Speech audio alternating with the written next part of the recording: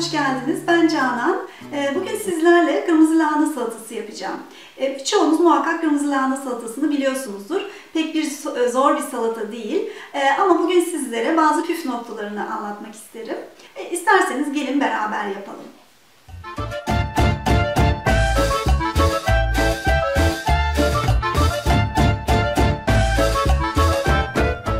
İlk önce malzemelerle başlayalım. Bir baş kırmızı lahananın yarısı gerekiyor. 1 misket limon veya yarım limon, 4 yemek kaşığı sıvı yağ, ben zeytinyağı kullanıyorum burada, 1 tatlı kaşığı şeker, 1 silme tatlı kaşığı kaya tuzu ve 3 yemek kaşığı nar ekşisi. İlk önce yarım baş kırmızı lahanayı alıp kökünü önce ayırıyorum ve bunu da tekrar yarıya bölüyorum ve büyük bir bıçak yardımıyla ince ince kesiyorum. Büyük bir kaseye bütün lahanaları kesmiş bulundum ve tuzunu ve şekerini ilave ediyorum. Ve hemen ardından zeytinyağını, ama sıvı yağ da kullanabilirsiniz. Zeytinyağı kullanacaksınız, çok iyi bir zeytinyağı olması gerekiyor. Ve nar ekşisi. Ve ilk önce elimle iyice yoğuruyorum. Bu işlem çok önemli. Bunu neden yapıyorum? Çünkü bunu yapmazsanız, iyice yoğurma işlemini yapmazsanız çok diri kalır ve diri kaldığı zaman da kırmızı lahana salatası güzel olmuyor. Pişirmediğimiz için böyle iyice yoğurmamız gerekiyor.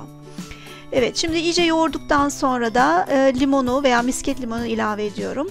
Ben burada misket limonu tercih ediyorum. Çünkü çok fazla aşırı ekşi yapmıyor. Bulabilirseniz bu daha çok yakışıyor bence. Ama yoksa limon da olur. Ve tekrar yoğuruyorum. Ve şimdi aslında salatam bitmiştir. Servis tabağına alıyorum.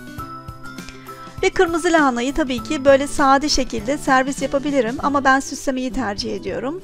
Çünkü nar taneleri çok güzel gözüküyor üzerinde ve değişik bir tat da katıyor salatama. Ve gerçekten nar ekşisi de olduğu için çok yakışıyor ve etrafına da hafif iri kesilmiş maydanoz yaprakları diziyorum. Evet, bu şekilde de servis çok muhteşem gözüküyor bence. Ve böylelikle bu salatamız hem damak tadımıza hem de gözümüze hitap etmiş oluyor. Tabii bu salatayı değişik şekilde sirkeyle veya sade limonla yapanlar da var. Benim en çok bu nar ekşisi ve limon karışımı hoşuma gidiyor. Eğer böyle yapmadıysanız bir deneyin derim ben size. Bence bu tat karışımı muhteşem oluyor. Ve nar ekşisi biraz tatlıysa şeker katmanıza gerek yok. Ama biraz şeker, eğer nar ekşisi ekşiyse biraz şeker katmanızda çok fayda var. Çok güzel bir karışım ve tat oluyor. Evet, umarım tarifim hoşunuza gitmiştir. Bir beğeni verirseniz çok sevinirim. Ve başka tariflerim için de kanalıma abone olmayı unutmayın. Bir dahaki tarifte görüşmek üzere. Hoşça kalın.